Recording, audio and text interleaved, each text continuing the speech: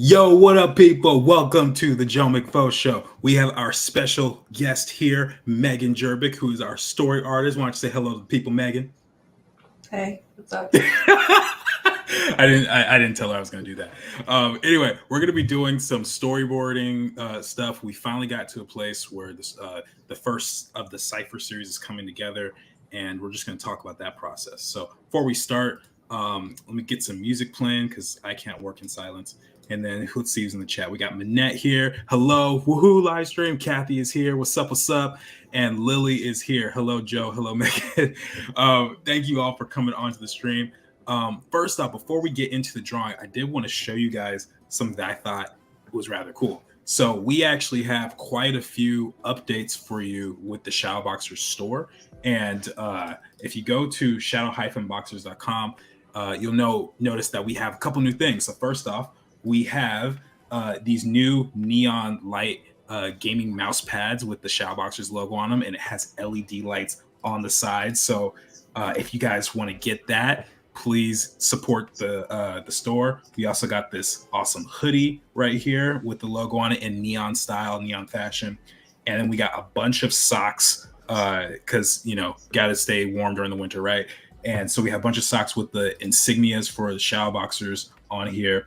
And then down here, we also have a brand new Ishnu water bottle. So if that's something that interests you guys, please support the store and the Shadowboxers crew. This is what we're trying to do to get this thing out here. So without further ado, let's get to the stuff you all came to see. Let's start with the drawing. So Megan, why don't you explain what's all going on here? What are these sketches that we're looking at? We were testing this program before we started because we haven't streamed with this program. We've used it before. This is Magma Studio. And basically, Jordan gave me, he didn't give me the script, but it was just a general outline of what he wanted the Cipher this episode to look like. And so I made a little reference board of kind of images that came to mind. And then I have reference of Javen Asim and Zalam because those are going to be the main characters that we see. So just setting up a little bit of reference to get the mood. There's a water tower that features, so a couple water towers, and they are prepping for the Festival of Lights, where if we talked about in the 50th stream. Mm-hmm. So a couple different references as inspiration for that, and that's sort of a jumping off point for this stream, which is going to be doing some of those key poses and beat boards and panels and stuff coming together.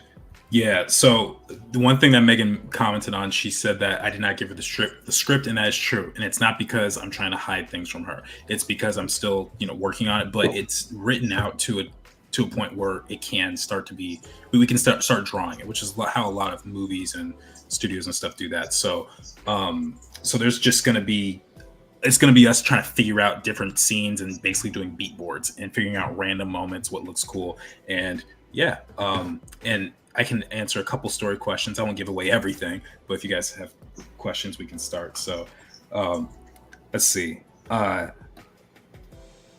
So I've never really used this program other than us like testing it out a couple times. So you might find a moment or two where I'm like, the heck is going on? What is this? So we shall see how it goes. Okay. So one thing here, I'll give a backstory on what the actual episode is going to be about.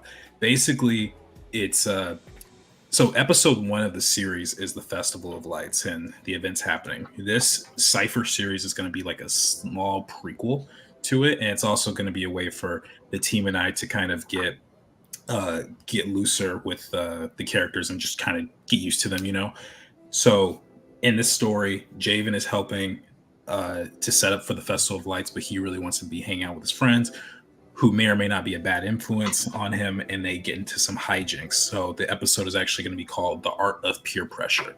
And so, yeah, that's what we're focusing on. Megan, what scene are you thinking of sketching, or what are you sketching at right now? There's a scene where Zalam gets really angry, and I thought, that's a great... I mean, I can kind of envision it, you might see me making poses and stuff and making faces as I'm drawing, but I think he's kind of making this hand gripping, I don't know, pose, and like you see him getting really mad. So, that just kind of stood out to me, and I feel like this could be framed in kind of close.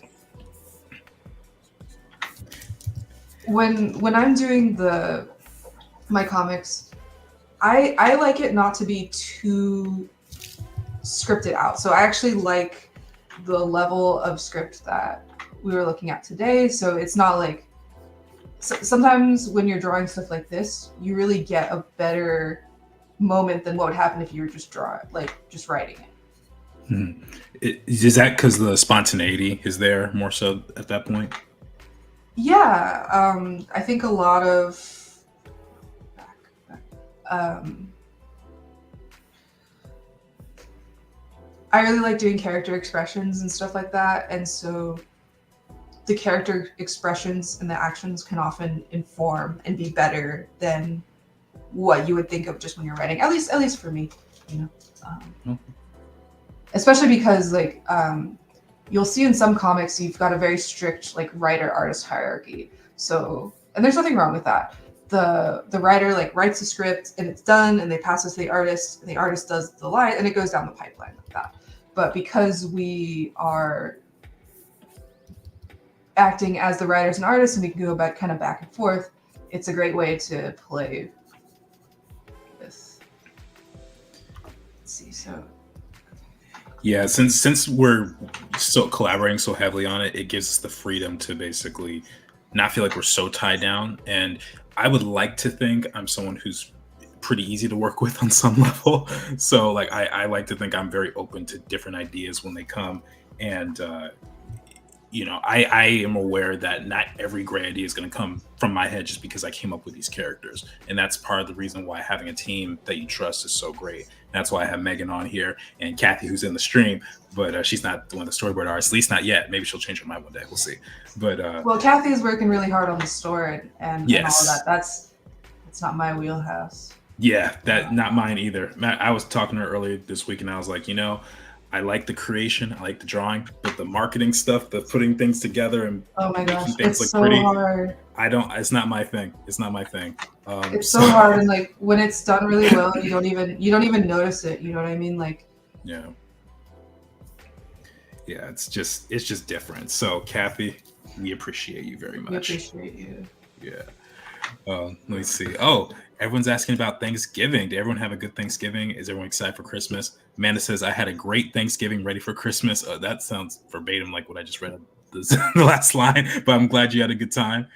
I missed everyone last week. We missed you too. I'm sorry. I was traveling. I was on a plane and stuff, but it's all good. It's all good. I think it would have been a lot more fun to be here with you all than crammed on a plane. Yeah. I was on a plane Sunday, but yeah. Oh, you were? Oh, snap. I wasn't on. I was on Monday. Yeah. Oh, okay, gotcha. But let's see, where I live, there's no Thanksgiving, but I had a good regular week. That's good too. We like regular weeks. Regular weeks are important. Yeah. But I am ready for Christmas season. I'm ready to take a break from everything. So one thing that you might also notice with the way Megan and I are drawing right now is everything is super loose and not very pretty looking. And the reason for that is because we don't want to waste time trying to do the most gorgeous, pretty drawing and end up using a different shot. If you actually look at a lot of storyboards, then you'll find that they tend to use like basically stick figures. So yeah, super important right there to just keep things loose and fresh.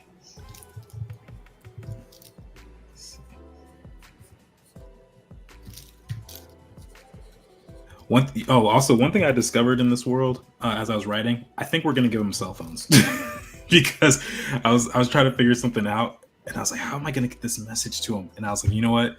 Someone's just gonna send them a text. That's it. Just make my life easier. Because I was not sure about it first. Sorry. Oops. Have you seen the Cyberpunk, the new 2049? The anime, they've got like cell phones, but it's like built into their eyes and stuff. It's kind of a neat solution for that. Yeah, that's a good point. Because it's it feels a little bit more futuristic than just some dudes picking up a block. You know? Yeah, that is true. Well, something that they did in Urbance that I really liked was they just basically had like a glass rectangle, and it didn't have like, it was like completely transparent. I thought that was kind of cool. So who knows? Maybe I could do something like that. But That's good. yeah, but I don't think I can get away with having cell phones in their eyes with this project. Not with shadow boxers. Although there might be one guy who's tried it. I don't know. Could be an interesting mix. Giving Javen a set of headphones.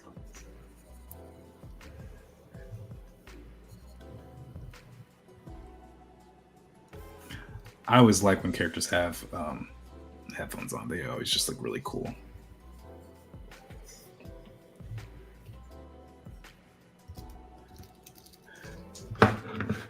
Lily says, sounds amazing. My Thanksgiving was great because it was my nephew's 5th birthday, so we had a good time and ate turkey tacos. Oh, that's cute. Turkey tacos, awesome. My sister got him Sonic pajamas, so he zoomed around the living room while she played the early 90s theme song. He's a fan of Spidey and Friends. Oh, that's our first hydration check. That's our first one. You know, someone commented the other day and they were like, you know, Jordan, you have the whole hydration game, but you don't even have like a Javen water bottle. What's up with that? And so I have to fix that. I was like, that's a good point. I don't have that essential part of my own merch. So I'm gonna get one. I keep forgetting about this stupid tab thing that you brought up, Megan. Wait. Oh. Let's see. See.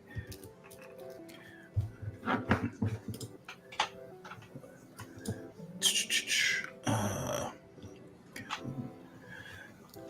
right. So one thing I did want to do, one part of this story is, you know, like I said, Javen's helping decorate, and I want to have him like setting lights on a pillar or like in the streets, sort of like how Megan's references. So let's explore that. Let's see how that looks.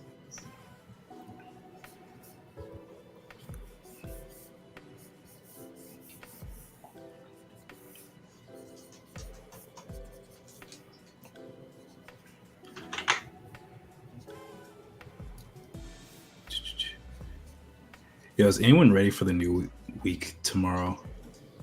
I kind of don't want to go to work. I kind of just want to be here and stream for you guys.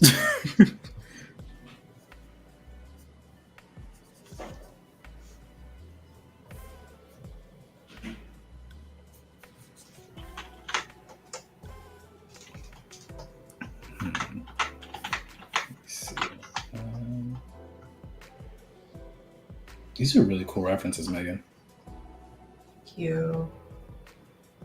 I might actually steal that one over here. Let me see. You go drag it over. Like literally steal it. Yeah, I might do that. I might. I'm just trying to copy the composition as best as I can. And one of the reasons I like it too, just for the audience's sake, or for you guys watching, is I picture a lot of colorful buildings stacked on top of each other, sort of like favelas. Maybe not quite the same, but similar.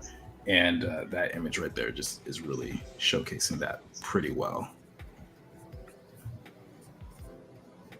And plus, if Javen's going to be doing all this parkour and stuff like that, it just makes sense to me. You know, like why not? Why not have him doing parkour and stuff? Jordan, you gotta feature the new Zalam art. Oh, that's right. Okay. How do I do this? Well, it's in the thumbnail of the video, but let me see. Did I download it myself?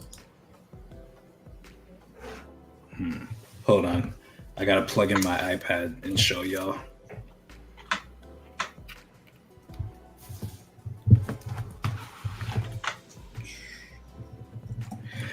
And I apologize, everyone, because I meant to actually got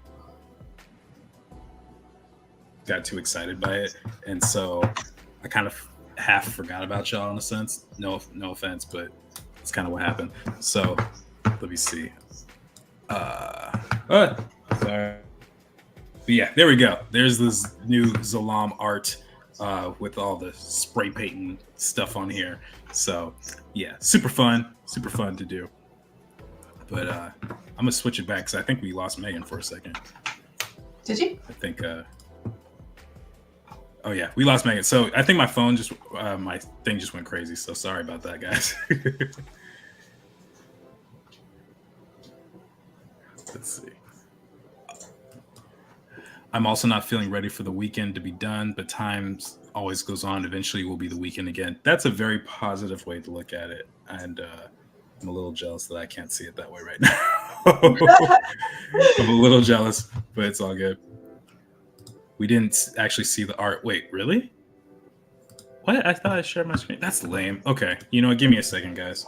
Give me a second. I'm gonna try and figure this out. I've been having issues with showcasing certain stuff lately. Let me see. Maybe in my email I can find it. Megan, just keep drawing, doing your thing. Yeah.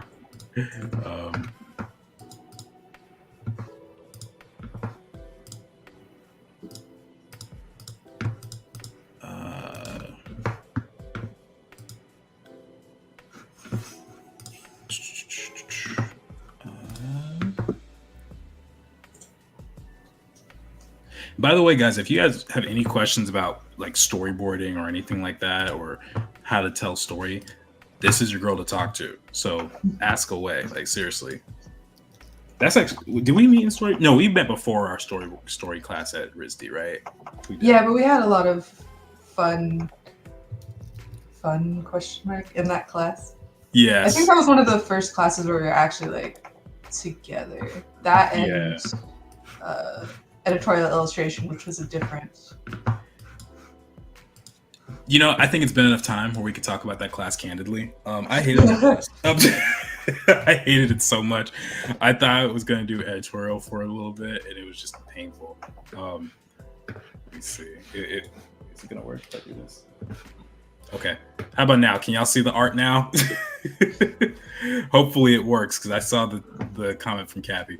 But yeah, this is what the Zalam art turned into. I was supposed to finish it with you guys, but I ended up not doing it because I got too excited. So forgive me.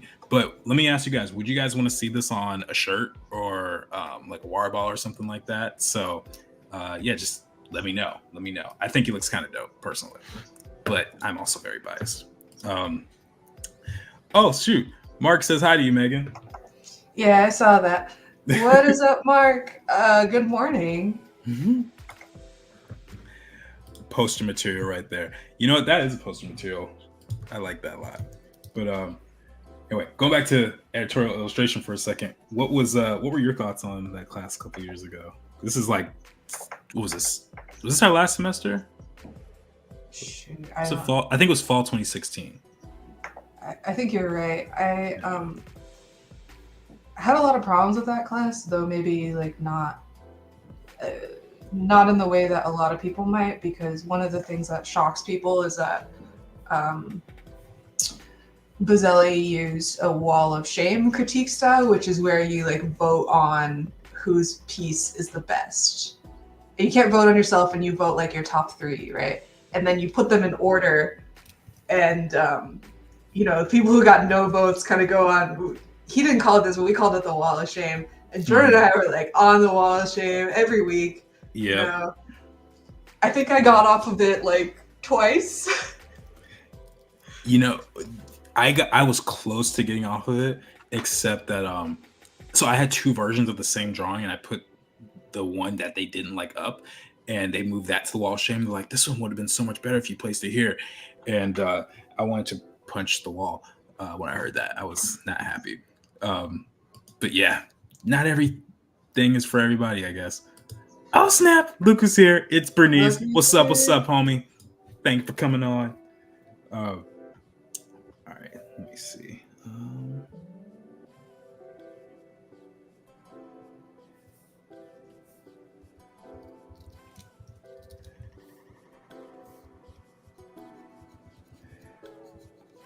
I like we're like both figuring this out. Like you're doing a lot of like close-up shots, and I'm doing like a mix of like I just see random random action here and there. It's a lot of fun though.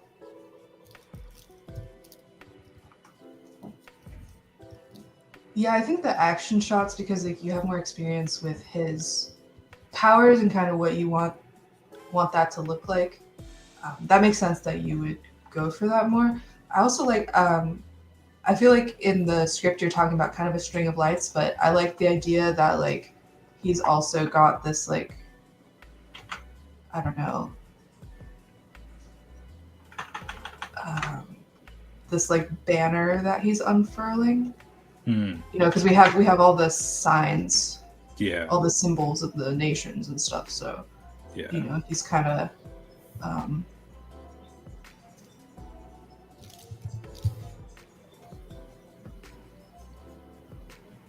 trying to help. I don't know how big this would be, but like maybe he's trying to help unfurl it. So for the people watching, I'll give a quick thing. Javen's helping set up at the Festival of Lights. He's helping his dad, and he wants to go off and hang out with Salam and his friends. Asim doesn't want him hanging out with Salam, but one of the guards comes in and vouches for Javen. Javen, he goes to the water tower to spray paint it. That was their plan, and they need his powers to be able to get up there, basically. Because his powers, as we recall, are these like surface manipulation powers, and they get caught by that same guard who stood up for Javen. So Zalam and the other people get kind of mad at the guard, but Javen actually defends them. He defends the guard, and they don't really like that. Oh. And then he goes home to. Did I miss anything on that? He goes home to his dad, and no, that was pretty much it. That was pretty much it. But yeah, I mean, it's like the most simple way we could put it without like giving you the entirety of it, because obviously there's going to be things like, you know, dialogue and stuff. So yeah, little moments like that. But Kathy's like, great summary, Megan. Yeah, so yeah, so that's pretty much it. I was like, yeah. But we're also going to have 4 other ones. We're going to have the cipher starring Javen, but we're going to have one with Atana, Kayla, Ishnu, and Aletha as well. So everyone's going to have a little moment to shine before getting into like the meat and potatoes of the rest of Shadowboxers. Amar says, I know I'm late, but to be fair, I lost track of time making a sketchbook for family members who love art as much as I do. I am not offended by you being late. I just appreciate you coming on and helping me get that watch time. So thank you, Amaris. Oh, the dramatic irony of the situation. What start? Ooh, apparently Lily likes it. That's exciting. That's really exciting. Let me see, what other moments can I sketch out?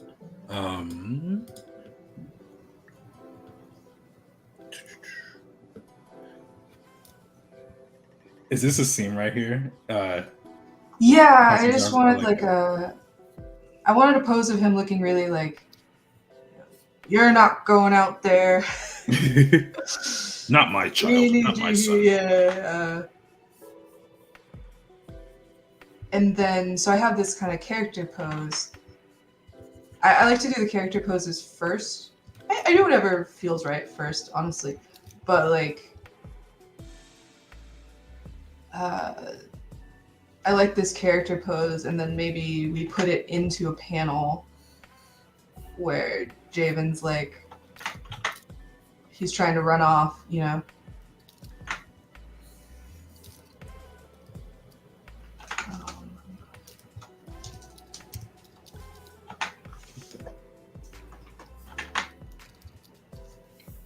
Oh, wait.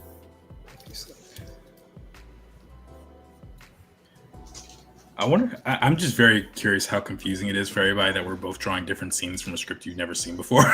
Like, hopefully you guys are able to follow a little bit. Yeah, I wanted to give that overview so you can kind of see like, oh, here's Asim kind of getting mad and saying, I don't want you to go.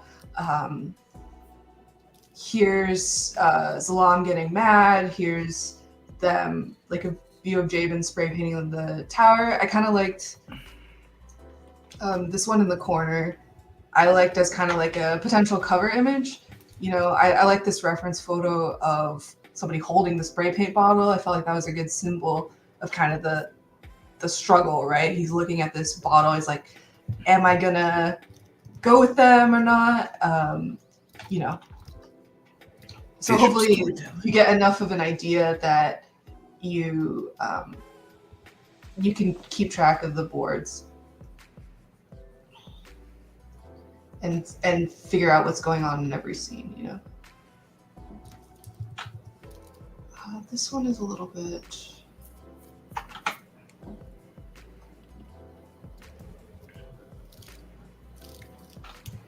Right now, my favorite one of these. Well, I really like this like tower one that you have going.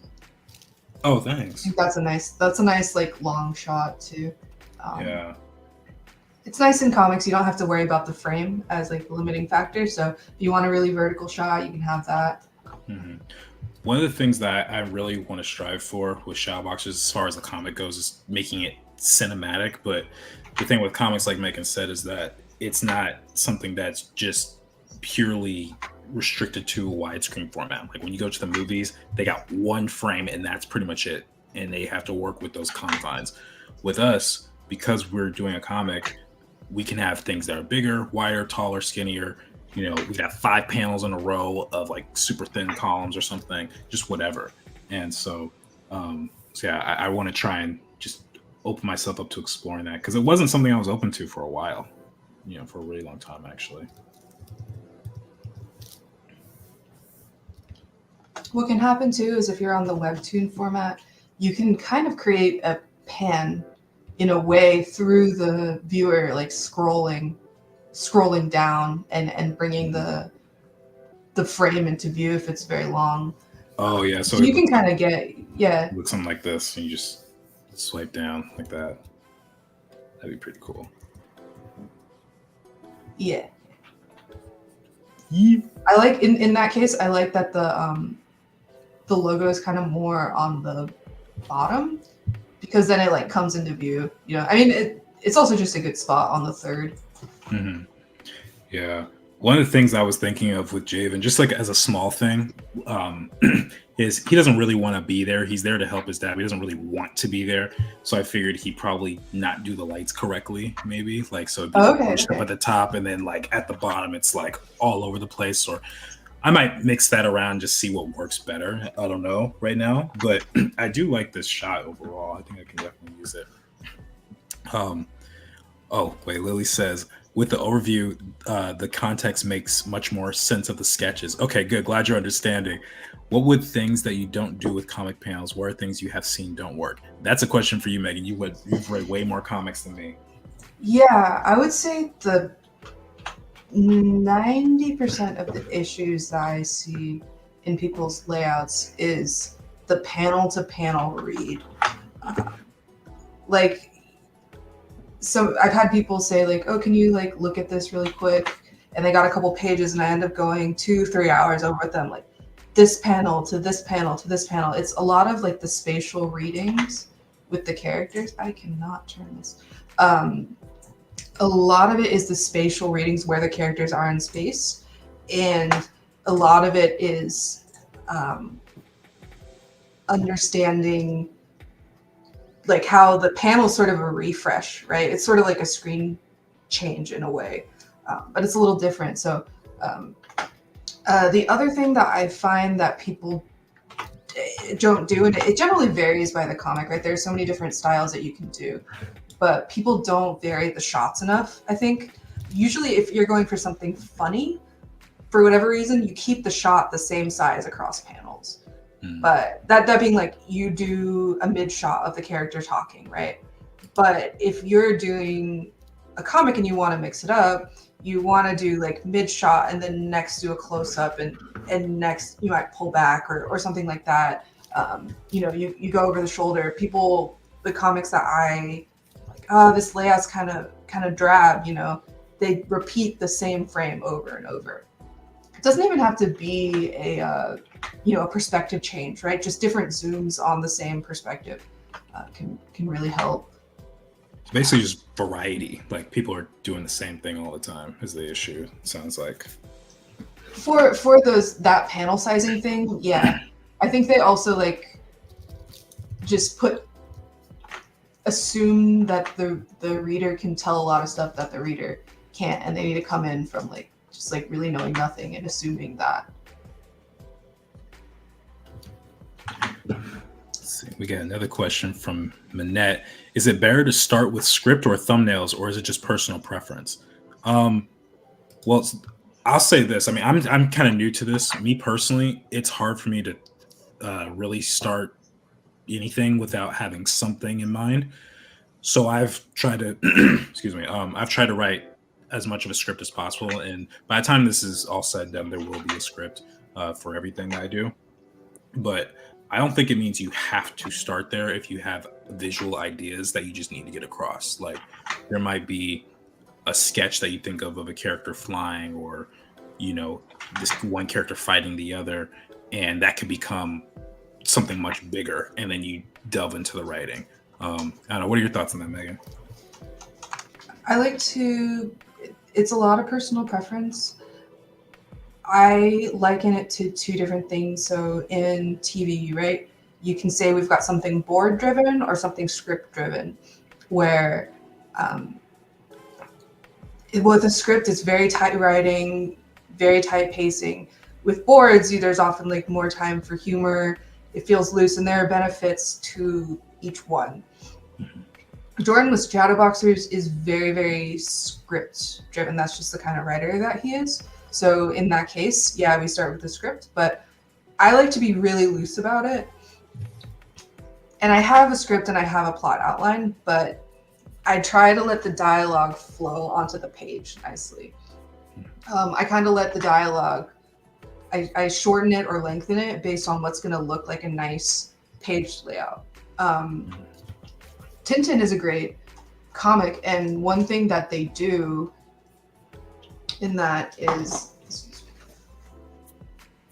they have a when you flip the page, that's oftentimes when the character goes through a door, right? Or to change the scene. It's the page flip as like a refresh. So I try to have every page be kind of complete in itself and say a statement. For me, that works best when I have a conversation and I fit it onto the page and I say, okay, I need a panel here, put a little bit more here, condense here, Though I have to say, I think 90% of the time, you're condensing more, you're cutting more than you're adding. By the way, just so people, because I'm not sure everyone knows what board-driven means. Oh, sure. Just to give an example, if you guys have ever seen the show Phineas and Ferb, that's a board-driven show. And what that means is they don't have writers necessarily. They just come up with a prompt for an episode, or they just send the storyboard artists off into their own room and they just create a story organically. Like they just start drawing and just building from zero, which I guess in some ways is a benefit because you don't necessarily need writers, and everyone's a writer at that point. But I guess that probably works better for an episodic show where every episode's completely different versus a serialized show. Like it'd be hard to create like a Cyberpunk or what's another serialized show? I mean, Avatar, obviously. I add myself on that one, so gotta go for it. So a show like that, or even like, I don't know, Breaking Bad or something, it's hard to do that as a board-driven show when it's so complex. But if you're doing SpongeBob, if you're doing Phineas and Ferb, it's very easy to have it be a script or board-driven rather than script-driven. Gravity Falls is my favorite example of a script-driven show because you just notice that the comedy is really tight.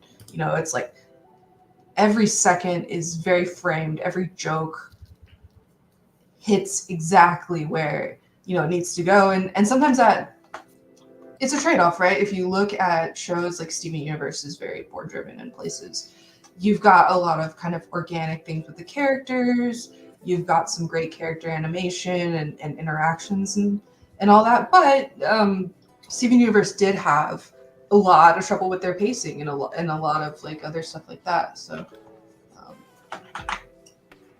I think it's ultimately they're both good, but there are reasons to do both, and it's really like personal preference, what kind of style of storyteller you are.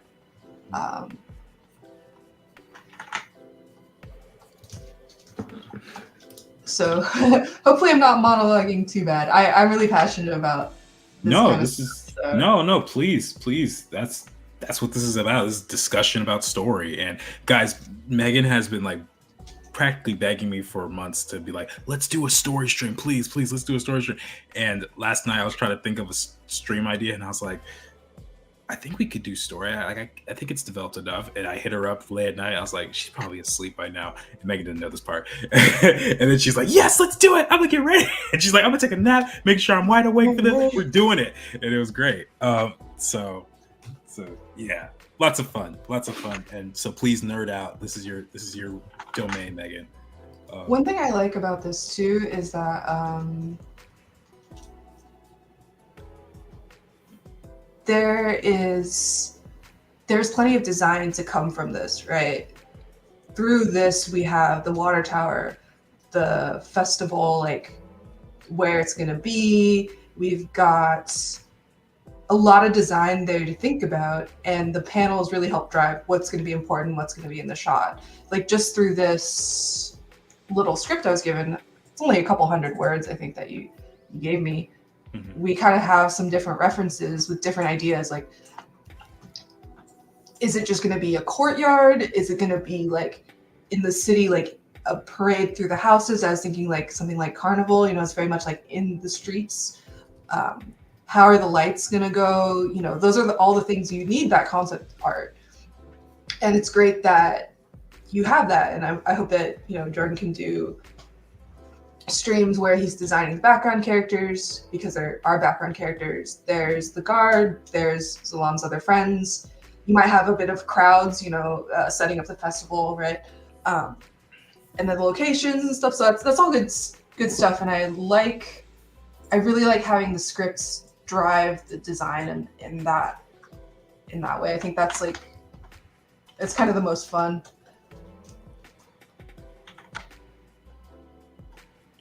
Yeah, there's so much in this world. It's actually sometimes a bit overwhelming, admittedly, but it is what it is. It's just the nature of the beast, I guess. So here I am not like, this is where I'll do like 5 drawings of the same thing to really get the body language and pull up a lot of refs. And but here I have Javen trying to like zoom away. He's like, I'm done. And the lights are maybe a mess, but here's Dad like kind of looming over him, Fill that in. So I put in him like running away and then getting yanked back. Yoink. So I don't know if that really matches Jordan's own style, but we're gonna figure that out. That's kind of the fun of doing it like this. And I don't know in the script if Jordan had a scene like that where he's getting, where Javen's trying to run away and then he's getting yanked back. But like these ideas are fun though, because they make me laugh, and sometimes it's just like, oh, that's freaking hilarious. Like, why not? I love little moments like that. I can't think of like every situation on the top of my head, but you have said things in passing where you meant it as like a brief comment, and I took it to like a whole other level, because you mentioned like the whole Festival of Lights was your idea. I remember that. You're like, hey, why don't we do this? And I was like, what's a Festival of Lights? Like, what is that? I didn't even know. And then we started researching it. And I was like, yo, that's how we start the series. That's it. And so like even little I won't say offhand comments necessarily, but just little subtle comments really go a long way. Oh, we got some comments. First off, Erica is here. Hello, Erica. Thank you for coming on. Manette says, yeah, that makes a lot of sense. Sounds like it also depends on the project, so that really helps. Also, love Gravity Falls. Lily says, "Speak away, Megan. We specifically asked to know these things." See, see that's how it is. That's how it be. I'm planning a single page comic for a friend based on her Ren Fair character meeting Loki, one of her favorite Marvel characters. But I'm also looking into a possible longer project. Ooh, that sounds fun. Yeah. Feel free to drop that in the Discord and something like that. That's the kind of thing that I love to critique live, because you really see it coming together when you see the boards like being drawn in real time. And also I sometimes don't know what I'm doing. So you can see me kind of feeling it out and saying like, oh, well, I'm going to put it like this. I'm like, no, that's not working. And you kind of, work it out through that. So it'd be nice if we could do that on the stream at some point, but I think like a live critique, you mean? Yeah, but it's your show. I think a good stream idea would be like Jordan does some panels and stuff, and he does some page layouts, and then I come in and I'm like, no, this is not how we do it. Just roast me, why don't you? That would be funny. That would be funny. Be like, all right, guys. That's a good title. Yeah, I'd be streaming for like an hour. Like, all right, guys, I've done everything in an hour. It's gonna be fantastic. I'm gonna bring Megan on now, and she's just like, no. Stuff like that has happened to me before, and it is soul crushing. I'm not gonna lie. Would not do that. Kathy says, "LOL roast video." There have been things I've created where we can roast. I mean, the 50th stream, I showed my old Shadowboxers drawings. I mean, those are very easy to roast. I did it myself on the stream. I was like, you know what? I don't know what I was thinking with this name. I don't know what I was thinking with this design. This decision was just awful. Stuff like that happens. So, yeah.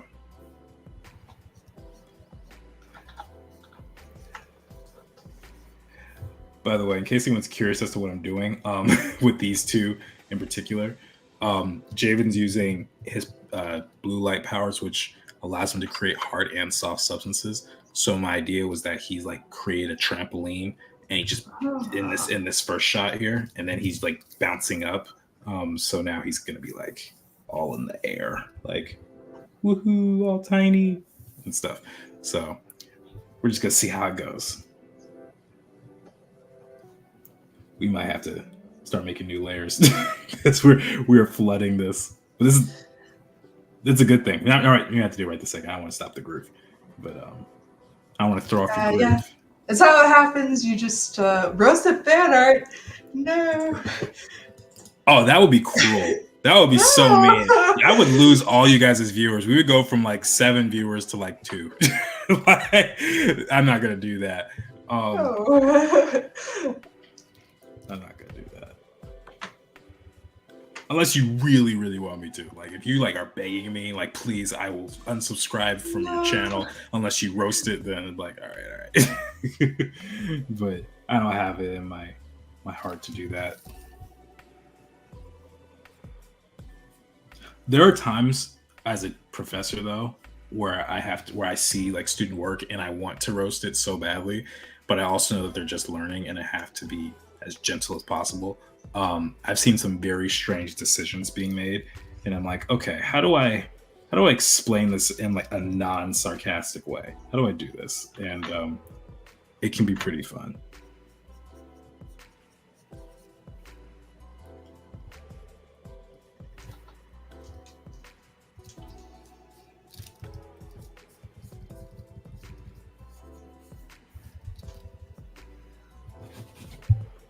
One thing that I find in comics versus boards is people are very afraid of breaking the 180 rule, which is something that you see in storyboards as this like thing that you never do, where you have the camera on a line and you don't flip it 180 degrees.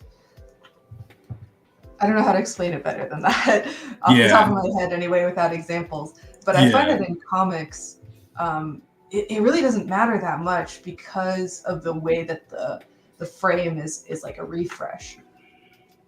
So people get, I think, a little bit over worried. So here I'm drawing like and I do respect it most of the time, especially with action scenes. But here I have like I wanted to seem like looking at these like kind of rundown banners and lights, you know, it's kind of like, and then a reverse shot of him being like really not pleased. I actually like that a lot. That's hilarious. It's like falling, you know. Oh my goodness. Wait a second. This is tripping me out. You can roast mine, I don't mind. Same. Especially the sculpt. That was tragic. All y'all want me to roast it? All right. Maybe one day. We'll see. No. Once we get really big and you know, and I've drawn you in so much that you can't leave. Lily Sapphire says, Asim, Javen, help put up the lights. That's basically what he says. Proceeds to do acrobatics to make it less boring. That's exactly him. That's exactly what he would do. I think Javen's the type of kid who likes a thrill. He's very adventurous, and you know, he's a breakdancer. On top of that, like he's the type of guy who would. I don't know if you guys have ever been to like the Santa Monica Pier or just walked around like a big area, like a plaza or something, and they have these guys breakdancing in a group. Javen would be in that group. He would be the one hyping everybody up and jumping over 7 people. By the way, that has happened before. One time I was called out and this guy jumped over like 5 of us. It was pretty fun. He didn't hit me, but it was kind of boring because we had to have our heads down. He jumped over us, and I'm like, "Did he do it?" And everyone just started cheering. So there was that. Amanda says, "I've made my students cry. Am I evil, or do they draw fish that look like potatoes?" They probably draw fish that look like potatoes. I don't know. What do you think, Megan? I could work with that. I could work with a potato fish.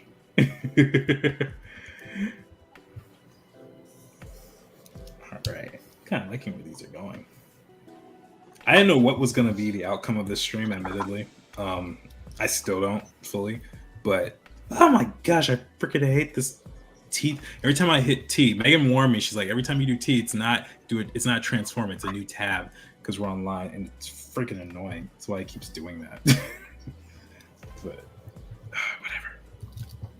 So in this, you guys saying, you know, Javen's getting bored, you know, doing the acrobatics, or he's doing the acrobatics to make it more interesting. So I thought this pose is kind of passive. This pose I did right here of him like kind of unfurling a banner. So this is like him doing it the right way and then being really bored. You know, one time when I was a kid, I was folding clothes and I had just moved in with my dad. And he was like, "You're doing it all wrong." I had just spent like 20 minutes folding all these clothes. And he's like, "You're doing it wrong." And he took apart one of my shirts. He's like, "This is how you fold a shirt." And he was like, "Do them all again." I was like, "Are you kidding me?" It's like, "Why?" He's like, "Because it prevents wrinkles." I'm like, "I'm 11. No one cares if I have wrinkles in my shirt." But it is what it is. I still fold my clothes the way he taught me, even though he, you know, is not able to control how I fold them now. But yeah. It is what it is, though. Amanda says, "No, seriously, I only made one student cry when I said no erasers." Man, that they wouldn't have lasted in our class, Megan. No. I took an industrial design drawing class. Let me tell you, those guys are crazy. That was like, it's ballpoint pen for everything. You know, they're like, "Oh, draw 10 lines on top of each other that just looks like one line. You know, draw a straight line. Draw all these ellipses that fits." And I was like, it was tough. We had a teacher at RISD, and people were like, "Oh, this guy's like so mean. He makes you learn perspective and stuff." After the industrial design course, I was like, "Man, that's Lenny's baby fun time, happy perspective class." But you guys don't even know. Oh man, I never took that class. I think I got out of it somehow, but I saw the stress you guys were put under, and I felt so bad for y'all. I'm sorry. I'm so sorry. I'm so sorry. What do I want to draw next? Okay, here we go.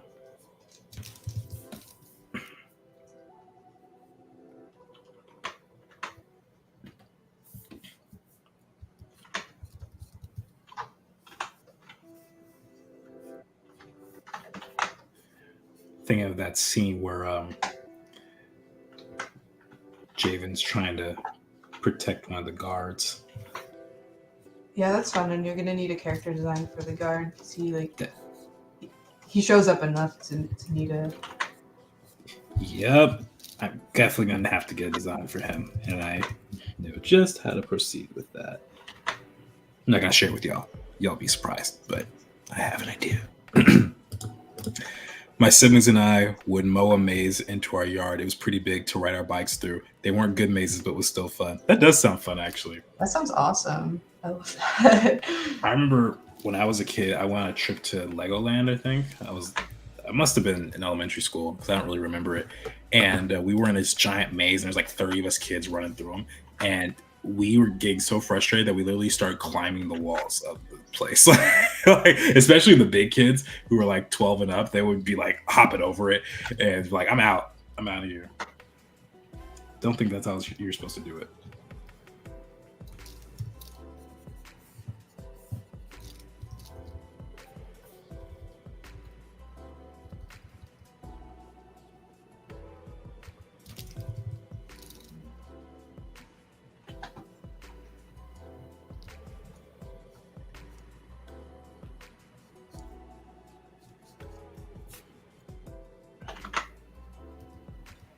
Javen looking like the old Singular, or was it Singular logo? Is it the old phone service with like the orange guy? What is that? You guys know what I'm talking about? Wait, let's see. Some of y'all might be young. Are you talking about mine where he's like jumping, or is this like his? Oh, it's the protection. Yeah, the protection. It's like this. Tell me that's not the post. He's like, I got good cell phone reception, y'all. Stay back. That's basically his post. Oh, by the way, Megan, do you want to share some of the resources that you have prepared for us for storyboarding? Do you want to share the Floopy Newbie one? Yeah, so when I was in, I think, high school, I saw this blog post from Floopy Newbie, which basically goes through, a funny name, right? That basically goes through the cinematography of The Incredibles, and it really gets all of the basics down, really, like all the kind of shots, and then also how like the leading lines frame the characters' faces and stuff. That's really important. And then also how the shots kind of go, the rhythm of it, how they go from wide to close up, and when the character wants to show, when they want to show that a character is feeling like squeezed in, and how they have that shot, and when they want to show that they're very like isolated, right? They have a different shot for that. So I really like that resource. I love this shot. Another one that I really like is Evan E. Richards. He just has like a bunch of screen caps of films, and you can go look at them. Yeah, let's do. I think it's important. Let's do Star Wars. Oh, Star Wars. Yeah, one of the things that I think is super important about art in general, but especially storyboarding or any sort of story pacing, illustration type stuff, is a psychological impact that the image leaves on the viewer. So that's what Megan was talking about. When you have things that are closed in, making a character feel claustrophobic, will feel claustrophobic with the character. Or if they're on top of something, maybe they feel powerful, maybe will feel powerful with them. So there's all these little tricks that really are kind of innate in us, and it's cross-cultural, which is what's really cool. Most of these things tend to be, it doesn't really matter as opposed to age or ethnicity or place and time. Like, we just automatically get a sense of these things, and so these are good little tricks to think about. But yeah, this is a great website, Evan E. Richards, because it's got, I don't even know how many movies it has. These are all the list of movies. So I know I'm moving really fast, but you guys can find whatever you want. Oh, Up is here. I like Up. This is a great movie. So yeah, just wanted to share with y'all. We got some other ones that we'll share later, but just wanted to wet your whistle a little bit. Amanda's asking you, Megan, in hindsight, do you feel like that mean professor helped you more than the nice professors? So I'm not sure if you're talking about the teacher who was in our editorial illustration class who had us do the wall of shame. I'm a big defender of the wall of shame. People are horrified. A lot of people are horrified. They're like, you vote on your friends and stuff, but you got to be in the perspective of you're the art director. You can only pick one person for this job. Who are you going to pick? You know, what do people like better? And you really have to compare your work to other people's, at least in the professional sphere, right? And I don't really believe that the professional sphere is better than the hobbyist sphere. It's just one of the things that you have to do in the professional sphere. And I thought it did help me a lot. You know, you kind of do a thing and you think it looks good and you come up, you're like, yeah, that guy's just better, you know? So that did help me a lot. The trouble with the class was that he was kind of critiquing the wrong stuff. He wasn't being super helpful in like how to make these pictures better. And he didn't do like drawovers. I think that drawovers, paintovers is like so important in art. You know, especially because if somebody can't draw over it and make it better, then why should you listen to them, right? Mm-hmm. They can say, oh, you know, make this bigger, make this smaller. But if I like it to when you like click the before and after and you see that it gets better, mm-hmm. You know? And I remember this piece where I did this like slop drawing for the sketch. And I was like, we love this. And going to the final, they were like, we hate this. It was a portrait of these two characters.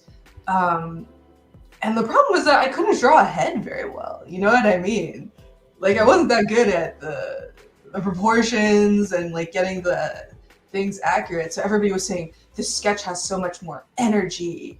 It's so much more lively. Like, it captures more. And I'm like, okay, thanks, guys. But the problem was really the drawing, and he didn't see that. So that I think that he, at least for me, didn't help, but him being mean in terms of the wall of shame critique style, like I'm a big fan of that. I thought that was a good thing. I think for me, I don't mind so much the wall of shame. It's I think it's how you talk to people when they're trying to learn. Because this might just be a personal thing. For me, I have a hard time learning when I'm frustrated. And if I don't understand what I'm doing wrong, and then you're intentionally like you could say the same thing in two different ways and still get the same message across, you know? And for me, I prefer a more gentle approach because that's just how I absorb better. Some people are different. So that's my only thing. But I don't think he was so much harsh in the sense that he was like rude all the time. I think it was just I didn't want to be there. Like that's why I struggled mostly. But if you didn't want to be there, right? There's something about how that teacher is like conducting his class. Mm-hmm.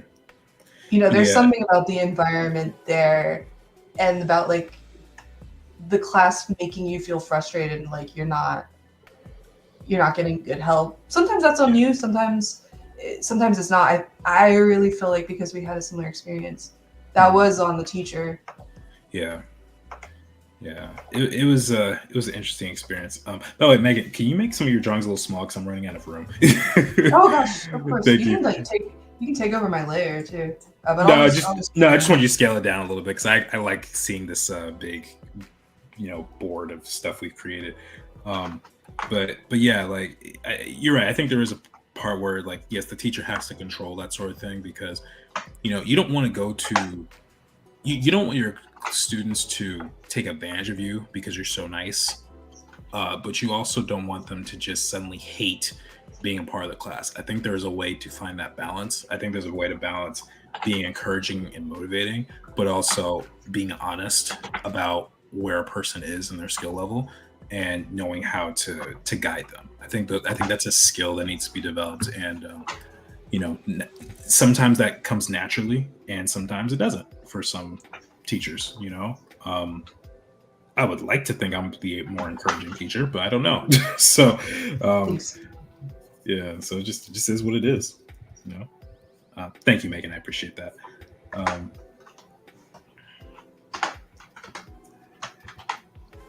This little one I'm doing in the middle is Javen or Zalam putting his arm around Javen. It's based off of a sketch that Kathy did, actually. I don't know where the sketch is. It's somewhere on our Discord. But I think that'll work really well here. Do you like my singular man, Javen? I do. I like how he's got the he. That's totally an MJ reference, isn't it? No, I was just laughing about my data was stupid. No, it's so awesome. I like that a lot. I can almost see was it in The Incredibles where oh wait, no, I'm thinking of something. I'm thinking of two scenes that are separate.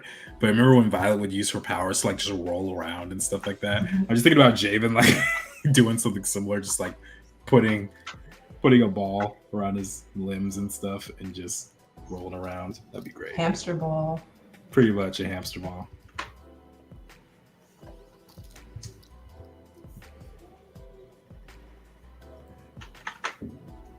So we got a question from Amanda. How do you decide the major beats versus minor beats in storyboarding? And is storyboarding a comic different than movie storyboarding besides the panel sizes? Ooh, that's a good question. I have to think about that. Give me a second.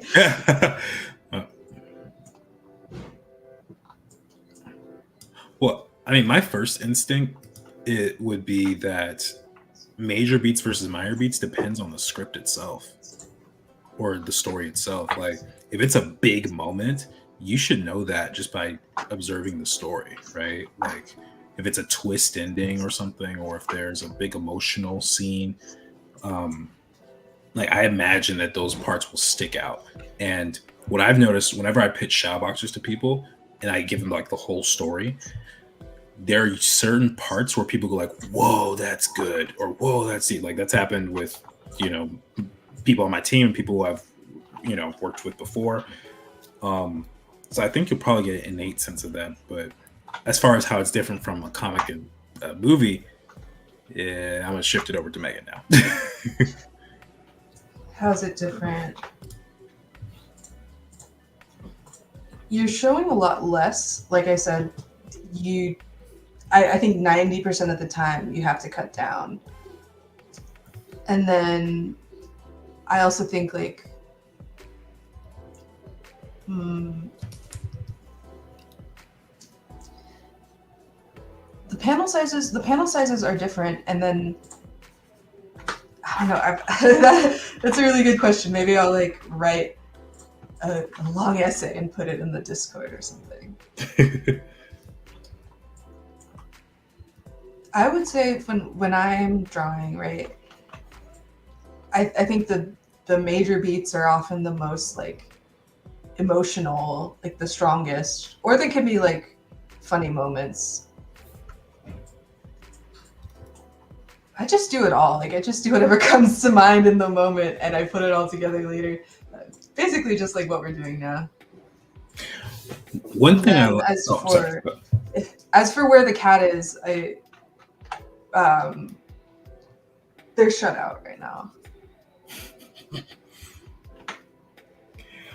One thing I like about certain shows, like some of you guys may know, I'm a big fan of Breaking Bad. The reason I like that show, for multiple reasons, but one reason is because the cinematography is so strong throughout all the scenes. Like their visual storytelling is really on point, and there's several.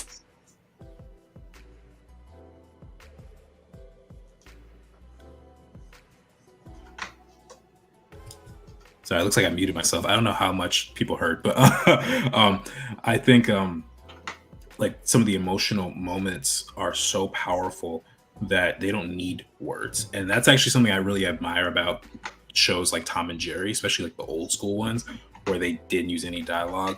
I always love the fact that you can figure out exactly what's happening without them using words. All you have is their body language and all that stuff. Oh my gosh, Mark. This is probably the greatest pun you've ever put on my on the channel. I think your microphone is Breaking Bad. That's excellent. I guess I better call Saul, huh? There's something I will mention about major beats is that there's a lot more to writing than just the hero's journey. That's like the one that you'll see a lot. I really like the book Story by McKee because it really lays out how the basic beats of the story work beyond just the hero's journey. So it gets a little deeper than that. Another one, my first introduction to that was Hal Ackerman's screenwriting. I forget the exact title. I haven't read Save the Cat, but that's, I think, a popular one on the same thing. So if you're doing major story beats, one per each beat is how you want to do it. Because there's like Ordinary World, that's also like before the journey, inciting incidents, refusals to the call, etc. And there are about 14 that you have for your story. Yeah, there's a bunch of those. Like, because I know Dan Harmon's Story Circle, he condensed it to like 8 points, and then there's the hero's journey. Depending on who you talk to, it's like 14 or 16. Like, there's a variety of them. But one thing I will say is, and this is as I've been learning more about story, is everything is a little bit different, and that's what makes it interesting. Like, I'm gonna do it again. And Spider-Man Across the Spider-Verse, there is they actually really shift from the standard way of creating a movie. Like, spoiler alert, he doesn't actually go to the Spider Society till like an hour into the film. Like, it's kind of like it's structured very differently than the average movie. By that point, 20 minutes and he would have been there, he would have like learned all this stuff. But they structure things differently. And one thing I highly recommend for you guys trying to create your own story is just simply reading scripts. And there's a ton of them online. Matter of fact, here, I'll show you guys something really quickly. I have a whole folder. Oh wait, hold up. I have a whole folder on my computer of just scripts. So I have Avengers Endgame. What is this? Back to the Future 2 and 3. I got Black Panther. I got some Breaking Bad scripts. I got Home Alone, which is probably very appropriate for the holiday season. Mean Girls, Life of Pi, Iron Man, Mulan, Raiders of the Lost Ark. Apparently, I have 2 of them for some reason. Stranger Things. Like, I have a bunch of scripts, and I've just been studying them and reading them and understanding more about them, because the more I have in my arsenal to pull from, the better a storyteller I'll become. So, highly recommend doing stuff like that. One thing I think is like really a very impressive story choice. I agree with you on the Spider-Verse. I don't know if that counts as a second drink, but I'll do it. Yeah, I was very impressed by Arcane because it's 9 episodes and they took the first 3 to be the prequel. You know, that's a lot of screen time before the characters have like their real, quote unquote, real designs, you know, like the cool designs. And we spend a lot of time with characters that don't make it. So I thought that was very impressive, and I thought they did a great job of it. I don't know. I have to imagine that there was a lot of pressure to cut those episodes down and get to the cool part. Yeah. Yeah. There's actually a video I have queued up, and it's like an hour and a half long. I'm gonna send it to you, Megan. It's the advice the Arcane writers have for anyone trying to write. And it's literally an hour and a half of just them talking. And I'm like, oh, I gotta check this out. But it's really important to try and take risks too, because we could give you like all the stuff that you should do for any type of story, and it might not work well for you because of the what it is that you're trying to say. And I think that's what makes stories so powerful. I mean, are there certain trends? Yes, you know, there's the call to action, there is the, you know, the all is lost moment, or the trials and tribulations. There are those things, but you know, how you orchestrate them really depends on you. And that's kind of why I personally like the Dan Harmon story circle, because it's so simple that it could literally exist for a movie or even something as small as a scene. Like, that whole circle works there too. So yeah, it works really well. Let me see. Amanda's saying, are y'all planning on speech bubbles for these panels? For what we're doing on the stream, probably not, because there's no script to go off of with dialogue. But eventually, yeah, there'll be speech bubbles if there's dialogue. I designed the bubbles into my thumbnails. Oh, okay, yeah. I do. So hopefully we'll be seeing that later. Yeah.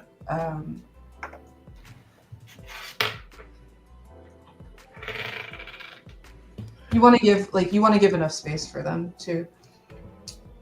You definitely want like the flow through the panels to read well, because if a person's confused about who speaks first in a panel, like you really don't want that.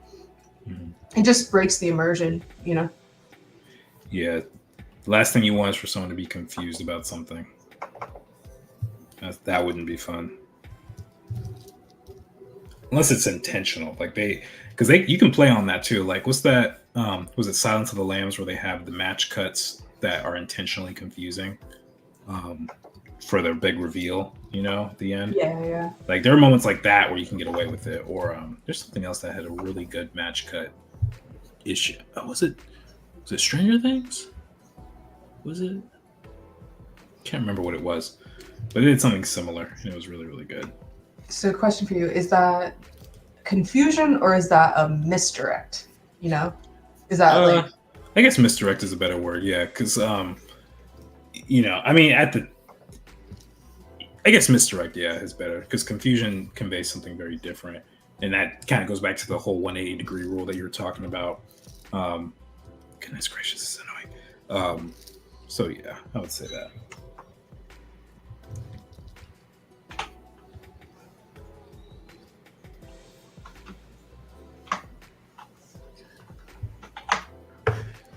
So over here, I've got like, I'm gonna put that into scale, but I've got the guard kind of, I like the body language, like, you know, come on, be, like, he's just a kid, kids want to have fun, next to like Grumpy, Asim.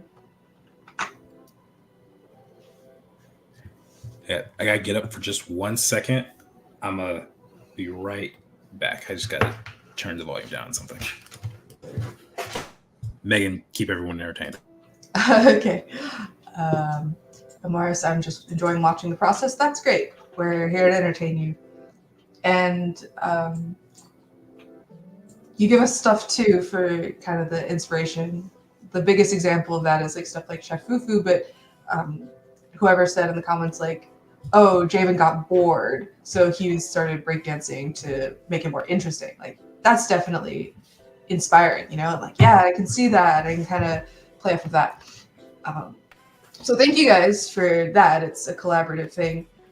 Lily says, I find that following the hero's journey beat by beat might make some stories a little too formulaic and can take something away. It's meant as a reference, not a step-by-step. I agree. It's such a tough thing, because you have to decide for yourself where you want that line to be. And sometimes the hero's journey is right, you know, and you're like dragging this too long or that. But sometimes you really lose a lot of nice character moments and breathing space. That's something that people talk about when they look at the difference between like something like Miyazaki versus more Western movies, of how tight they are and how they don't have enough character moments built in. You know, it's something that you as an artist have to figure out for yourself, because sometimes it's too much, sometimes it's too little, you know. You're the only one who can really tell what's right for you and your story. There's a guy on YouTube. His name is Timothy Hickson. His channel is called Hello Future Me, and he's got a lot of really great videos on story. And I got his book. It's somewhere on my shelf. But one of the first lines he says is something along the lines of, I don't like using the word should, meaning if someone says you should do this as opposed to doing this. He said he didn't like that because it really depends on the context. There are some times where that is appropriate to use the hero's journey, but then, like Lily said, sometimes it becomes too formulaic when you do it that way. So it really depends on the type of story that you're telling. Um, Amanda says, I thought y'all had a small script to work on today. Jordan, is this comic only going to be a Javen's perspective, or will the story move between characters like following Michaela for a time? Um, so, so the Cipher series is like 5 mini adventures. So there's going to be one following Javen's perspective, which is this one called The Art of Peer Pressure. Then we're going to have one with Atana, where it's her story, and then Kayla, Aletha, and Ishnu.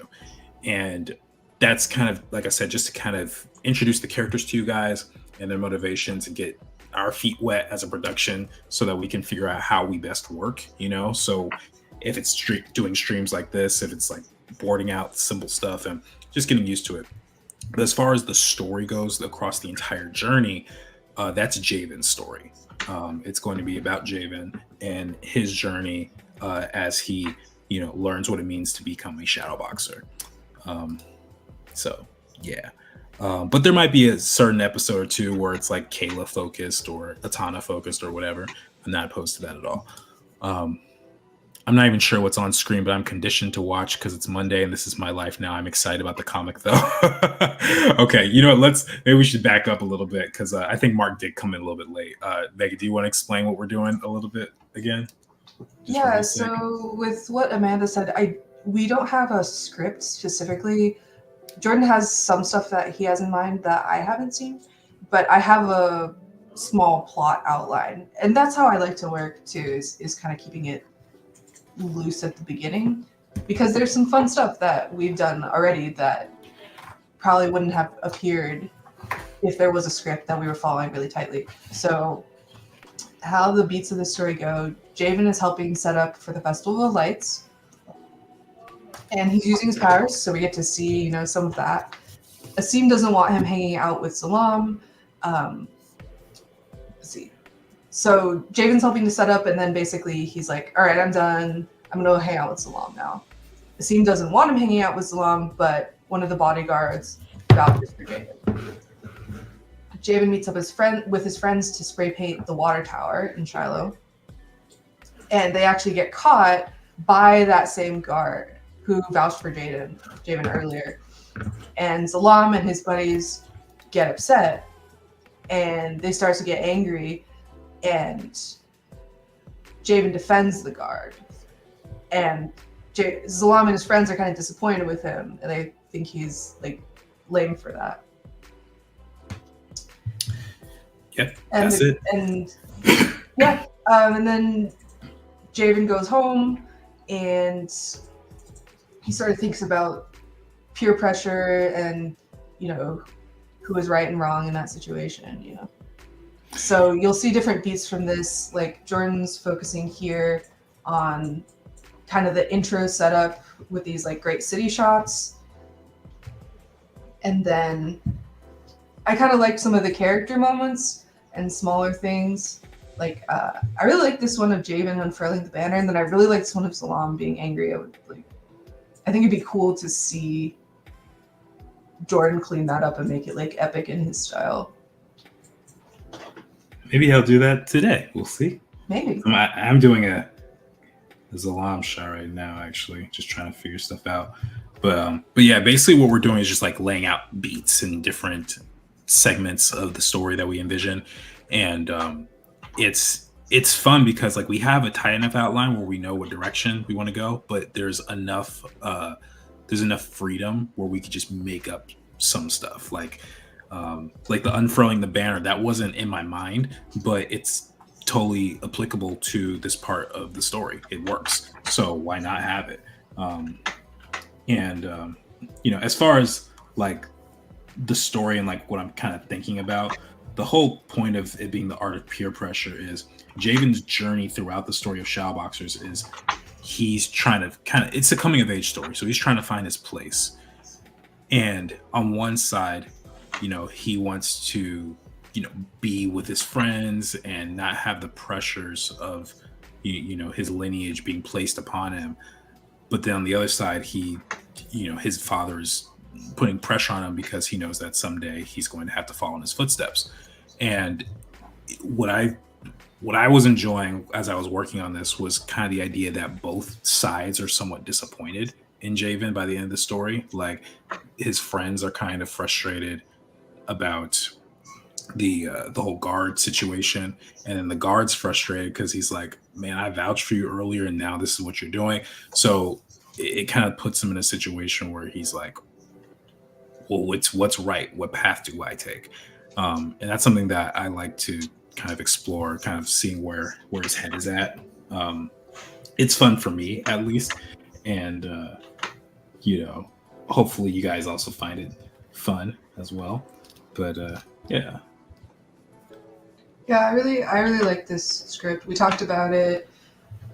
We had some different ideas going back and forth, but I really liked that Javen kind of had to make a choice, and kind of both sides aren't happy, and it's a little bit of a feel bad moment, but that's kind of the difficulty of navigating teenagerhood, Yeah.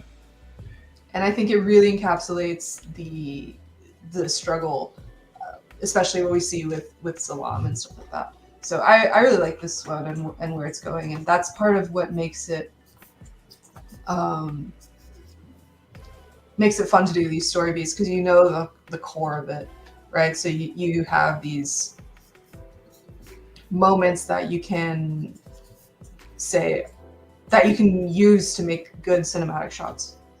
Mm-hmm. Yeah, and admittedly, a lot of this story, I see Mark's comment. Wait, actually, Lily says the struggle of growing up so good. Mark says those are not your friends, Javen. You'll understand when you're older.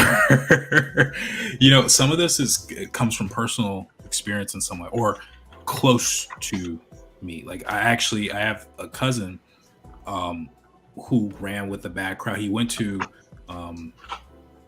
very good. He had a very good setup. Basically, went to great schools, good colleges, and all that stuff. But at some point, he kind of had a mental transition and wanted to live a different life, and he ended up getting killed at some point. And he and I were about the same age, and it's a very sad story, but this is reality. It happens. And I was watching a couple of movies from like the 90s, like 90s hip hop movies, like Boys in the Hood, Juice, and stuff like that. And they also really inspired me, because I was like, what I like about those movies is it's kind of like, are you going to be a part of the culture, or are you going to stand out and do your own thing? And some of those movies may do it differently than I might in some way, but I think those messages are still very powerful. And I think taking some inspiration from that is making this really fun for me when it comes to thinking about like Salam and his role in Javen's life, and then Asim's role, and then just the decisions that Javen's going to make. And so, like one thing I'm trying to figure out is where Javen's head is throughout all this. Like what's his mind saying? So it's going to be a lot of fun, I think.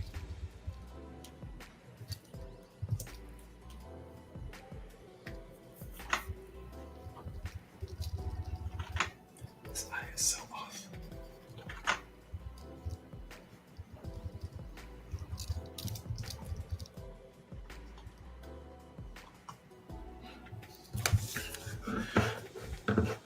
Lily and Mark say my condolences. Sorry for your loss. Thank you, guys. I appreciate that. This was a couple of years ago, maybe about 3-4 years ago. But it still resonates. It's just how life happens sometimes, and it's sad. But like that's the kind of balance I want to have with this project. Is I want it to be fun and enjoyable for as many people as possible, obviously, but I also want it to be real. I don't want it to just be like, oh, yay, we have powers and fun adventure. It's like I want it to be a little bit more mature than that, without getting like vulgar. Like I'm not going to have these characters like cussing each other out and stuff. But I definitely want there to be some mature moments. So you can have like a mature story without like a lot of swearing. You. Oh yeah, for sure. The way that you sometimes swears are like just cheap ways to make it edgier. Not sometimes you you want it to, but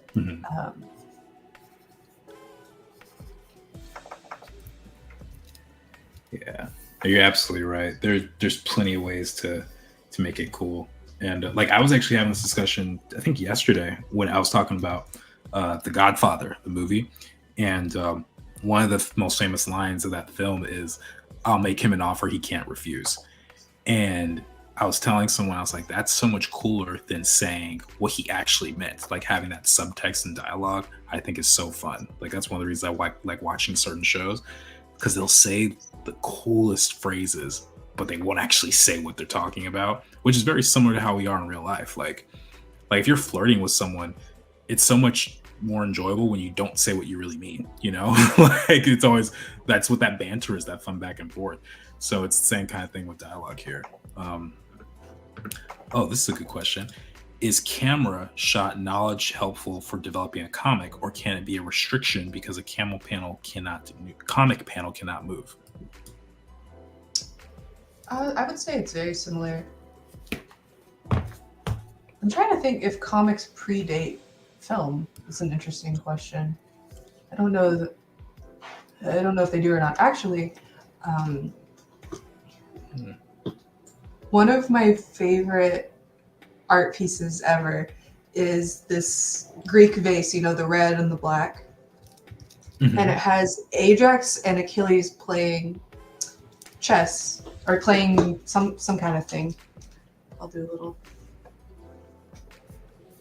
I know this is a bit of an aside. I would say yes. Don't worry about it. Everything can be a tool, but you also don't need as many panels. You could skip more than in a film where you really need to set up a lot of things. It's the same with prose versus comics. We really found out that you don't need to show this character waiting for the bus, You show them getting up and you show them on the bus and then you show them at school, and that's so many panels condensed.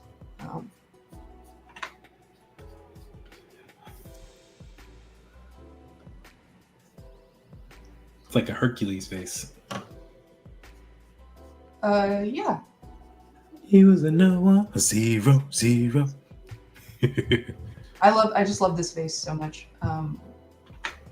What's funny about it is it's just an illustration, right?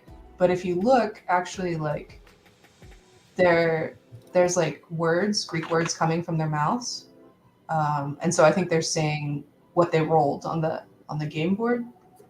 You'll have to look up Ajax and Achilles playing dice or something. But I think this is the oldest comic in existence.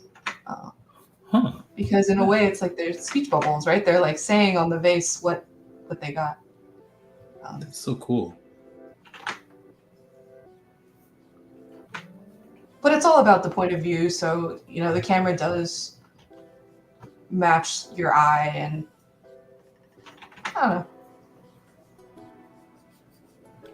I mean, my inclination to Amanda's question is I think it does matter to have those kinds of things, because, there's drawbacks and there's pros and cons to both, right? Like with a film, you are restricted to one shape of a panel or screen, but with comics, you have to tell a lot in a single image, whereas film, you could have several transitions in a very short amount of time. So I think you just want to take advantage of the medium as much as possible, and use that to your advantage is what I would say. But definitely having a knowledge of those things is going to be super helpful.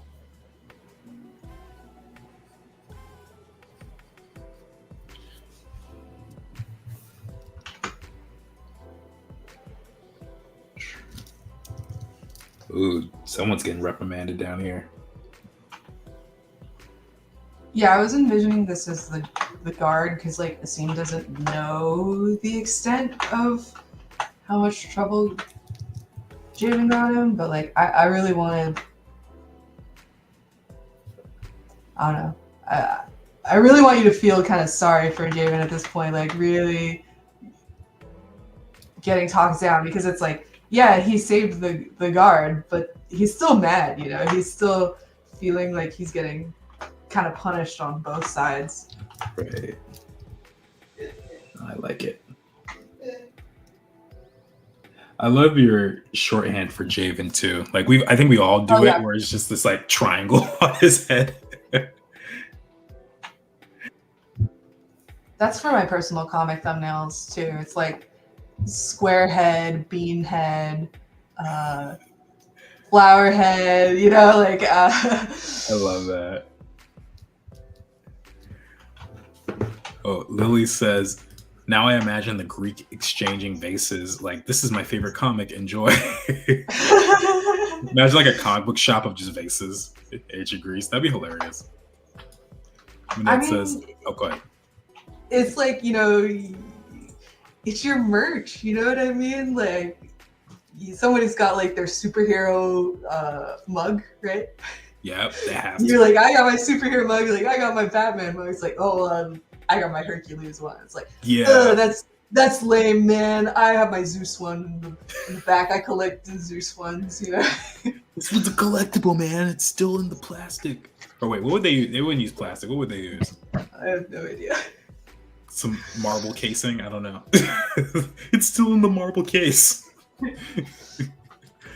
But that says, I think if Jordan has a cameo in Shadowboxers, his character should randomly burst into song. That would be funny. Maybe I'll have a self-insert. We'll see. That would be a very beloved character. Are we developing these panels on stream, like cleanup and color and speech? They would use a fleece. Okay, they'll use a fleece. So are we developing these panels on stream? So these are basically like beat boards. Like what we're doing is just coming up with all the ideas. We're not going to be like coloring and doing all that cleanup stuff because first off, this program I don't think really allows for that type of detail. I wouldn't even want to try because it's really crude. You know, it's kind of like drawing with a blunt pencil, just like ugh. But it allows us both to draw on stream at the same time and be able to see each other's ideas, which is why we chose this. But it's not quite the level of like as like a Clip Studio or Photoshop or something.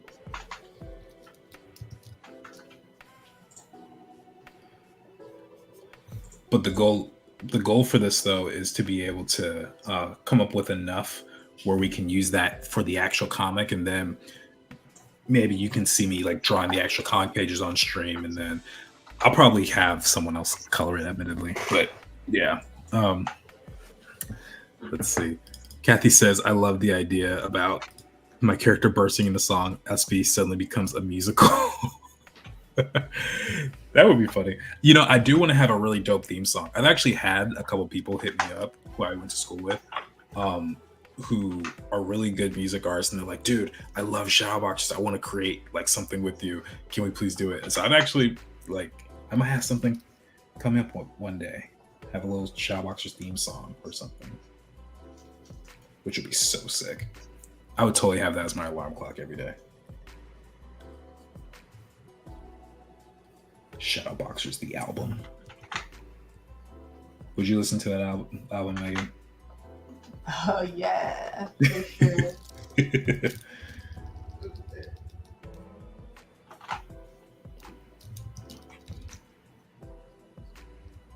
I'm looking mad. I like this. It's kind of the angle I envisioned, though. I feel like this is like him being like before he really gets angry. Yeah. You know? Like hey, before he rages. I really want to play with like his dilated pupils or something. Yeah, that's kind of what I was going for, but this shot is so tiny. You can't really see, but I like the like hands. That's probably my favorite drawing of the night. Yeah. This is a good one. Whoa! Sorry. It's bigger. It's so much bigger. What are you doing?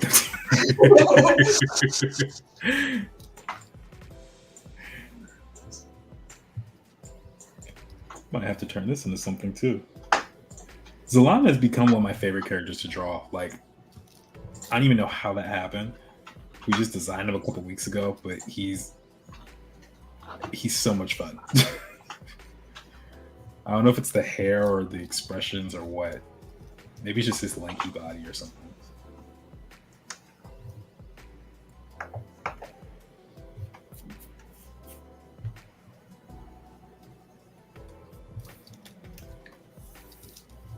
I just want to like, I don't know, like, I want to make it like just a little angrier, you know, like. Oh yeah, I have a hard time sometimes with remembering to push the expressions a lot more. It's just a bad habit. So yeah. Oh, shit.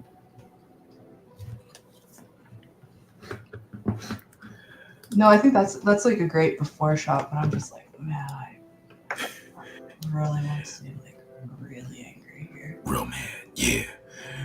And that says the musical episode will feature the baby MJ character. Oh yeah, Misha. That's Misha. You should totally do that.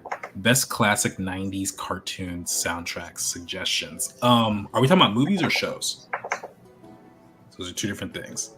Because I would put Tarzan, Hercules, a Goofy movie. Hey Arnold's got a nice chill soundtrack too. I like Hey Arnold. You got ones, Megan? No, I like how you immediately had a list going. That's awesome.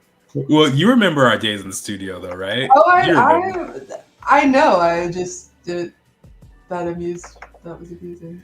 So, just so you guys are aware, back when I shared, so actually, Kathy, Megan, and I all shared a studio space with at our senior year at RISD, and I would be known as like the DJ.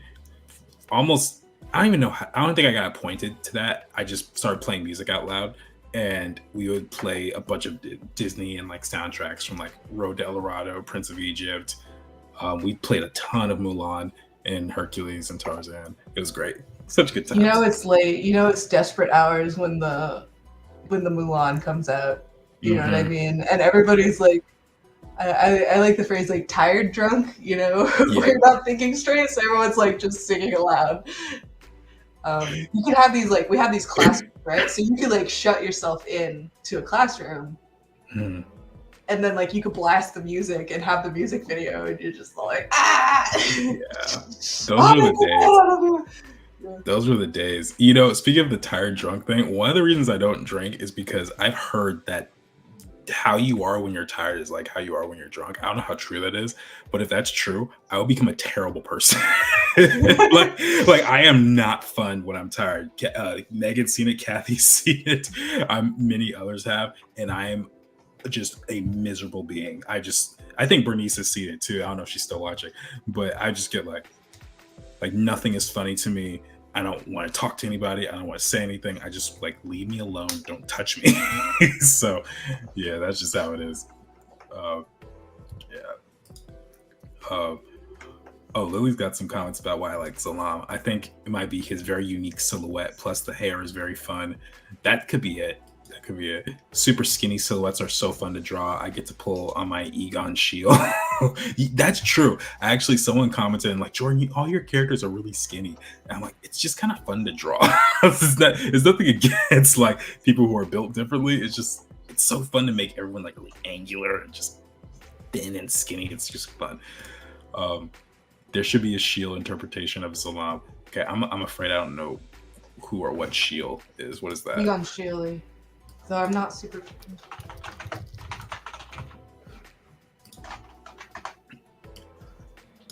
Is this? Is this it? That's interesting. It's really that is very angular. Oh man, I want to do that now. Yeah, you know what? Also kind of fits like. It also kind of fits a lot. Like some of these are a little angsty, you know. Yeah, it does. It's probably how he like thinks of himself. Like it's like this mixed with Basquiat.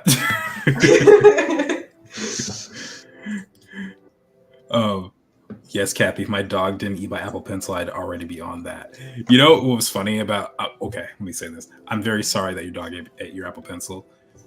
Now, I'm going to preface this by saying I absolutely love dogs. You guys know that, but I found it really ironic that in the Discord, it was like dogs are better than cats, and then the next comment was my dog ate my Apple Pencil. Like just the irony in that. I was like, oh, that's so unfortunate. I have to say, my new cat is making me understand why people like dogs. But it's like he's the same. He's as food motivated as a dog, but he can jump on the counters, right? Oh shoot. And so we clean the counters and stuff, and none of the dishes leave in the sink. Like you can't do it.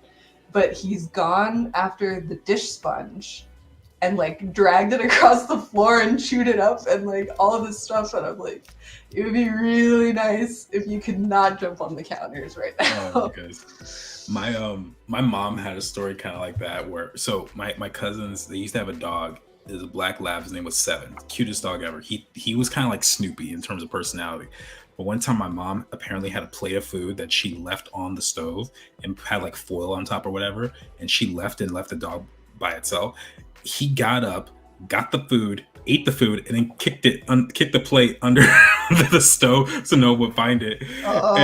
Guilty. And he would, when he was guilty, he would always be like, "You can't see me," even though it's like he's like a giant dog. It was hilarious. I miss that dog so much. I miss him. See, my cat has I don't see any guilt. I have seen dogs have guilt for when they get into stuff and they know they're not supposed to. My cat, it's no guilt. You just like, whatever. I'm gonna do what I want. Brittany says, nah, being drunk depends on your mood going into it. Well, I'll have to take your word for it on that then too. Yeah. The closest I'm gonna get is me being sleepy. I don't even want to know what I'm like when I'm drunk. I just want to let everyone know that the sun has officially risen. Congratulations. Welcome to the dawn of a new day, Mark. And thank you again for coming on the stream. I know it's super early for you. Much appreciated, bro. Lily says, I love dogs, but they will eat everything and anything. Nothing is safe. That is true. That is so true. Yeah, my new dog is making me realize why people like cats. We got like the opposite issue here. Yeah, y'all need to collaborate or trade pets for a day or something. That's one intelligent dog. Yeah, he was very intelligent. Kathy says, cats feel no remorse, but I still love them. That sounds like a toxic relationship, you know? Like that sounds very toxic.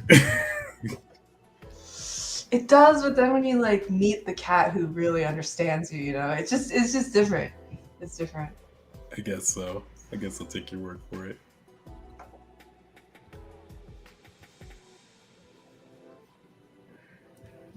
Ooh, Megan, I like that. It's a great song. Yeah, that was kind of the idea of the thumb that I did here, where like, you know, maybe it's cropped like this. Mm-hmm. I don't know. I like the hair too, but I kind of like, for your gesture, right? I kind of lifted the hair up to give it more motion, and then I don't know. I just saw this spooky face, and then I don't know. It's all good. That's great. I love it. I love it. A lot of the stuff that I do for comics is very instinctual. I think that's actually like, if it really comes naturally to you, that's harder to teach, you know, because you'll see people ask questions and I'm like, I just feel it out. I don't know. But there's plenty of stuff that I really had to struggle for that I think I can teach a little better. Yeah, some of these poses are a lot easier to pull off when you're working off of like multiple people, I notice. Like for me, I always tend to undersell my character drawings, and someone will draw over them like you, it'd be like, oh, that looks so good. It's just the name of the game. Yeah, I mean, like you have the base though. I feel like, and I think this is something that I think will become part of the pipeline, is like me doing layouts like this, and then Jordan kind of cleaning it up in his style. Because like I can see this as like it. I feel like Jordan does like a lot of sharp edges, and then my stuff is like super round, like super round, all of it. So it's kind of like it's cool to see clean it up and make it look awesome like that. Yeah, I think that that Phil Barassa, Young Justice, Ryuki on Boondocks look is definitely living large in my brain and my shape language. It's so much fun. I don't know why, but it's so much fun to do.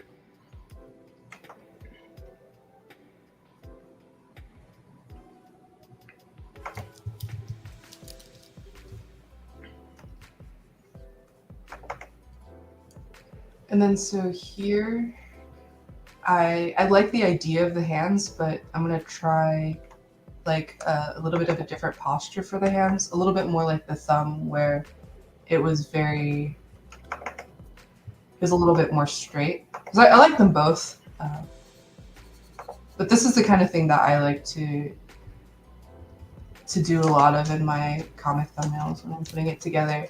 And then these become the key poses and panels that I work around and say like, okay, so I need to do this or that thing to really get this sell this shot.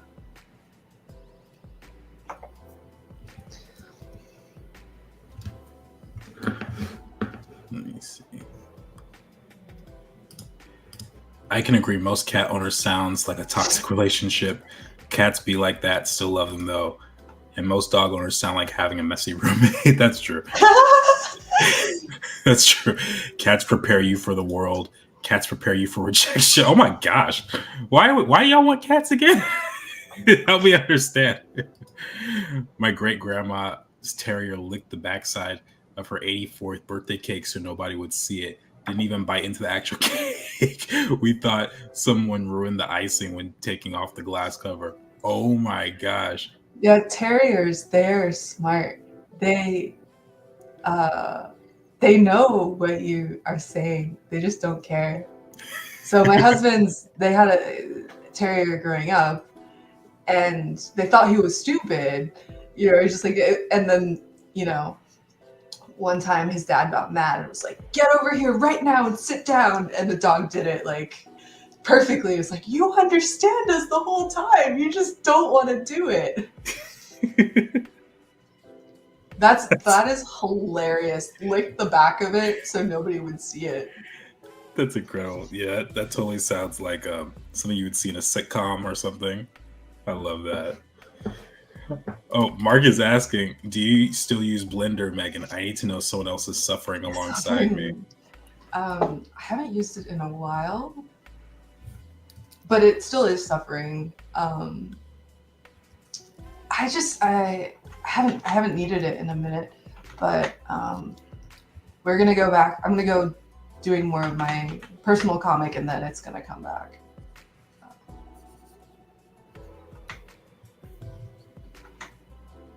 But if there's a project where you're like, Megan, you should do this, you can send it to me, and I'll be like, yeah, I should do this. We can suffer together. I also see like people are getting the hang of NPR, non-photorealistic rendering, and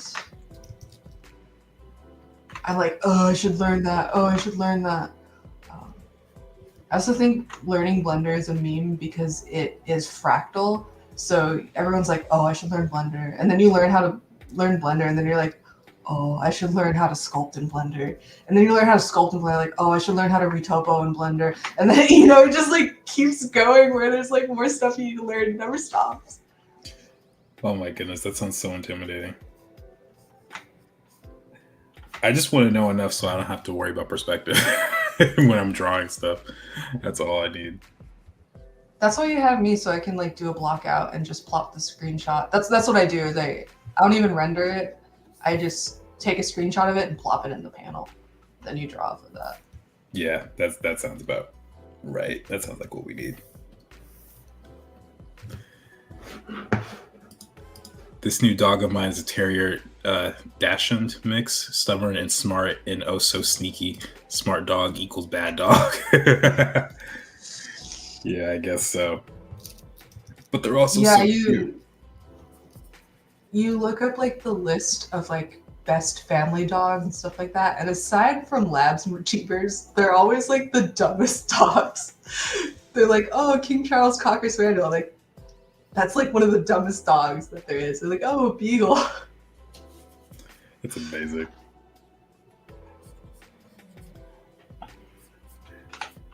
Y'all remember when I had Ace come up on the stream with me that one time from like a year and a half ago? He just like popped on the stream. Ace moved to another state, so we won't be seeing him for a while, unfortunately. But he's still in my heart. I miss you, buddy. This is a perfect time for a cat to like adopt you. Yesterday, this cat was like just meowing at our door, and he like really wanted to come inside. Like he was just at the door, and he belonged to somebody, but if he didn't, we'd be like, oh, we have a cat now. Oh my goodness. He was purring like crazy. He was just like really wanted to come inside.